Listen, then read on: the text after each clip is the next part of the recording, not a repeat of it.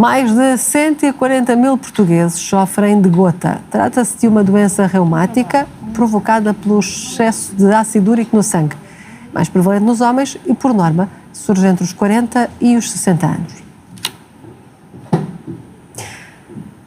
É o tema para a conversa com o Dr. António Vilar, reumatologista e também presidente eleito da Sociedade Portuguesa de Reumatologia. Doutor, muito bom dia. É muito prevalente, é mais prevalente nos homens, mas é muito prevalente em Portugal? Sim, a gota é uma doença milenar.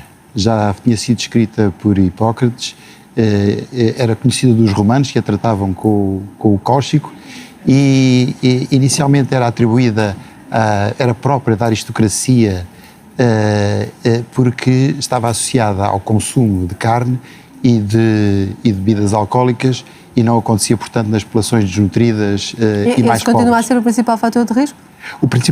Há vários fatores de risco, doenças que estão associadas, e o que acontece fundamentalmente é que isto não se verificou, de facto tinha a ver muito com a alimentação e com os desmandos alimentares que levam à acumulação de ácido úrico, que aumenta primeiro no sangue e depois se deposita, para simplificar, nas articulações. E o que acontecia habitualmente é que são conhecidas várias associações com o excesso de peso, como lhe falei, com os desmandos alimentares, fundamentalmente com o consumo de álcool, particularmente da cerveja e das aguardentes.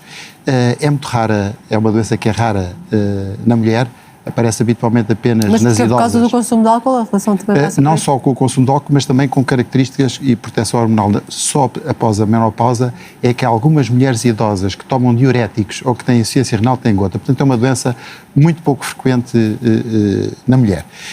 E o que acontece é que... Quais são os sintomas, os principais sintomas? A gota tem duas apresentações. Uma delas é a gota aguda. Portanto, é uma dor aguda, abrupta, que acontece habitualmente de noite. A articulação, habitualmente a do dedo grande do pé, incha, fica vermelha, fica muito quente, o doente tem dores intoleráveis, não consegue sequer tolerar o lençol em cima da articulação, por vezes até acompanhada de uma ligeira febre, e a doença desaparece em poucos dias. A primeira crise, por si só, e é só desaparece. No pé? Habitualmente começa no dedo do pé, no peito do pé ou no tornozelo, depois nas crises seguintes pode aparecer nos joelhos, nas mãos, nos cotovelos e mais raramente nos punhos ou nos ombros. Esta crise seguem-se outras, no espaço de semanas, meses ou anos, seguem-se outras e por vezes em mais do que uma ou duas articulações.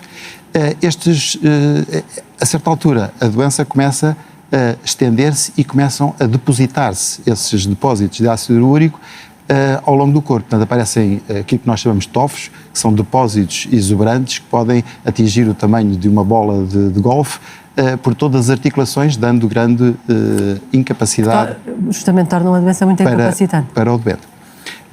É muito importante falarmos dos fatores de risco, porque nós sabemos que está associada, como disse, ao excesso de peso, à obesidade, está associada à ingestão de álcool, também já falei, a hipertensão arterial, a insuficiência renal, o aumento dos triglicéridos e depois os desmandos alimentares. Muito bem, nós antigamente falávamos da dieta e falávamos de inúmeros alimentos, fundamentalmente são as carnes dos animais jovens e o peixe, e depois há uma palavra de conforto para estes doentes que é o tratamento.